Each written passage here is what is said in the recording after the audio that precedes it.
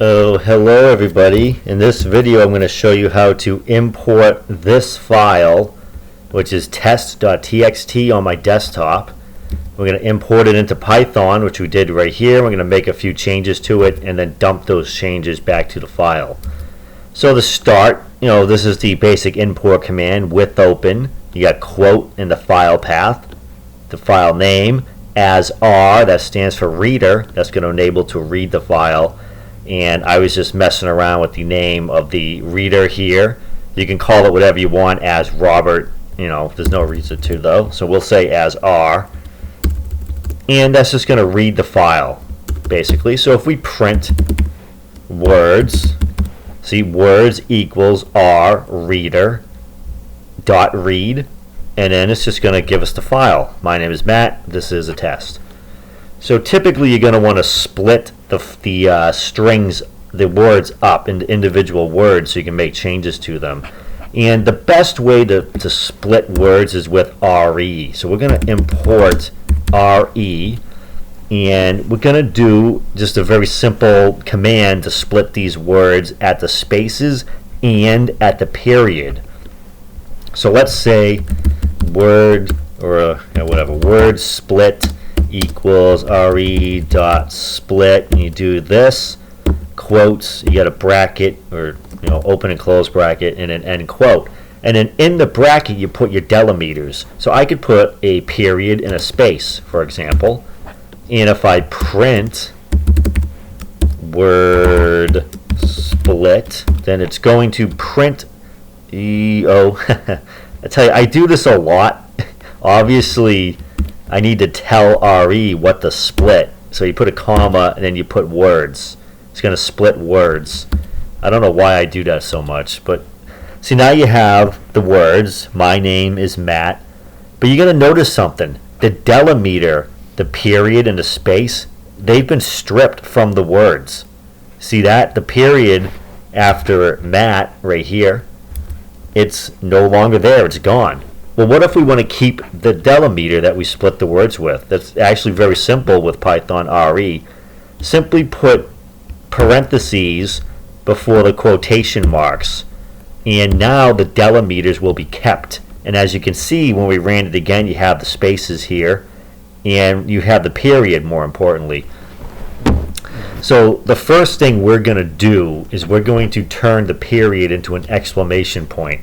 So I'm going to define a variable, a equals 0, and we're going to say while a is less than len words, and we're going to say if a equals period, then words, sorry, I screwed up. If words a, there we go, then words a equals just one equals in that, sorry, then it equals a exclamation point.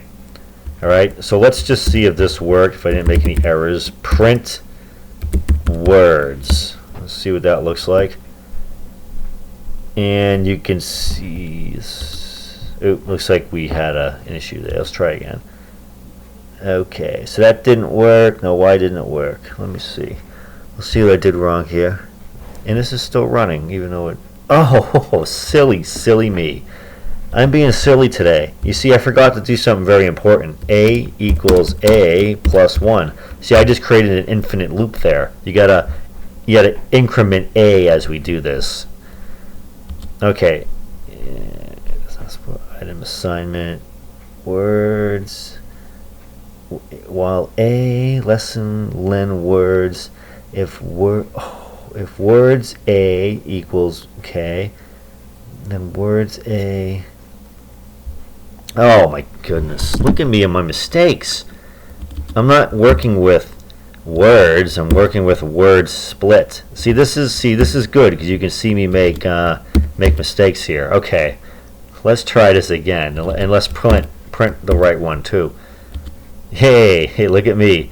And now look at this. The period has become an exclamation point. You see that? It's an exclamation point now. I mean, you can make more changes to it if you want. You could say, for example, elif t in words split a, okay, then words, is it word split? No, it's word split, sorry. Look at me, my mistake. It's kind of late at night right now. Then word split a equals, you know, a bunch of huge capital T's perhaps. And this should make for something interesting. And look at that. See, my name is, you know, Matt, and now it's just a big bunch of T's essentially. So, you know, congratulations. And you can still see we have the original file here.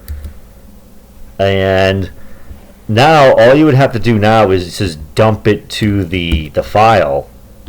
So we'll just copy that and paste it back in here. We're going to change R to write because that's to dump this back.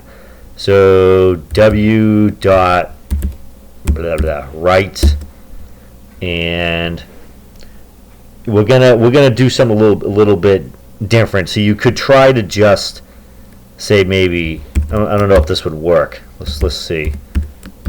I'm not sure if this would work. String. Oh, I had to put this. Change this to W. Well, let's just see if this works.